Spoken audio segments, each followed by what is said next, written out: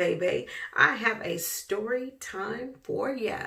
So let's kind of go back to the 90s. Two sisters and a brother. And so it's four of us total. And back then in the summertime, you know, we didn't have any daycare or anything like that, except for my baby brother. My parents did take him to like a daycare during the day, but for the most part, I watched my two youngest sisters. And so my parents didn't really trip about like a bedtime or anything like that in the summertime. But as long as you were like quiet and you didn't keep them up and everything like that, they wouldn't too much trip on you. So we pretty much stayed up pretty late, probably about 12, 1 or 2 o'clock. And then we would go to bed. Our parents had to be at work though, like at 5 in the morning. So they used to get up like at 4. They worked at the same place. So this particular night, I'm up here doing my chores super late. It was probably like 12 o'clock at night or whatever, 12 in the morning. And I am washing dishes. And my two siblings, they decide to go outside because we used to live in apartments.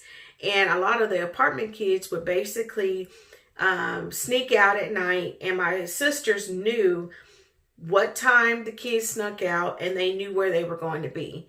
So they were like, we're going to sneak out. And I was like, no, you're not. Basically, this was like in the dead of night. No kids should be sneaking out because, you know, when you leave the safety of your home, that's your protection. And so when you go outside of that, anything could happen to you, right? So I'm telling them, do not go outside. I said, do not go outside.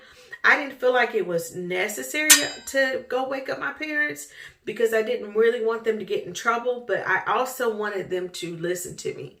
So they went outside. By the time they went outside, it was closer to 1 o'clock in the morning because I'll never forget what time it was. My mom, we lived in, like I said, an apartment, a townhouse apartment. We had one bathroom, and I heard my mom get up. The kids, my sisters had been outside, right? And they hadn't probably been gone long, maybe 20 minutes or so. So she gets up and she goes, Ashley. And I go, yes. So she goes, where is your sister? I don't even know why she asked that. Maybe because she couldn't hear them. And I was like, she said, where are they? And I said, they went outside. She was like, what? Are you serious? They went outside? You let them go outside? And I was like, no, I didn't let them go outside. They would not listen to me. She was like, you got to be playing with me. I'm not playing. So she goes, I don't even remember her waking up my dad. I just remember her getting the keys. And back then we call it the Jesus Mobile because it was a station wagon.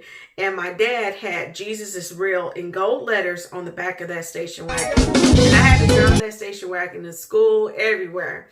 So she is driving around the apartments. I stayed home scared to death on the stairs. She finds them like, I don't even know how long she was gone. It wasn't long, but when she came back, which now that I think about it, my dad slept through all of this. I don't remember him ever getting up. She brings them back in. I'm sitting on the stairs, terrified. She was livid. She was going crazy. She was so mad. She called my grandma. I don't know, again, why she didn't wake up my dad, why she didn't get him involved, but she called my grandma at 1 something in the morning, and she's like, I don't even have my phone. Let's just pretend this is the phone. She goes, Mama! And my grandma was like, what is it? What is it, baby? You will not believe this. You will not believe this. These kids then went outside in the middle of the night. I'm about to beat them. I'm about to beat them. Hangs up the phone.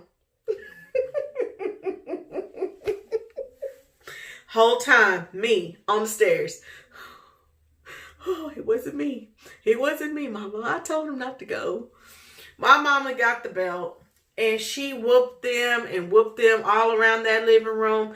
My baby sister slid up under the staircase. She was so little. Slid up under there and my mama was still trying to go at her and get her. I don't know what happened the next day. I don't even know because, I mean, it wasn't involving me. I told them not to go, but I know that them two was mad at me for a while, and they kept saying, oh, it's your fault, blah, blah, blah. And I'm like, it's not my fault. I didn't tell y'all to go outside. Y'all need to listen to your big sister sometimes. I won't steer you wrong. And even now to this day, pretty much they will listen to me or at least hear me out. Remember what Daddy said the next day. I don't know what he did. I can't remember if they were on punishment, but I will never forget how bad that whooping was. And I didn't want no parts of it. None.